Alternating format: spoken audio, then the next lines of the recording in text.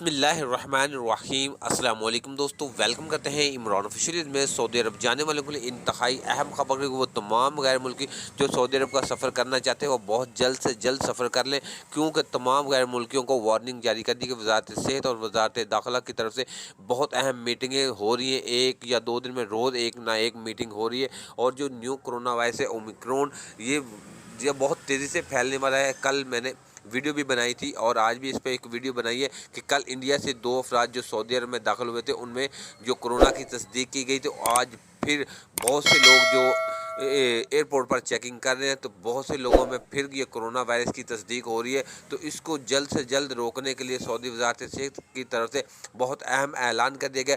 मज़ीद 8 ममालिक पर पाबंदी आयद कर दी गई है, तो वो सऊदी अरब में अब डायरेक्ट दाखिल नहीं हो सकते। जैसा कि पहले इन लोगों ने 7 ममालिक पर पाबंदी लगाई थी, अब 8 ममालिक पर और पाबंदी लगा दी। इसमें पाकिस्तान, इंडिया का नाम शामिल नहीं है।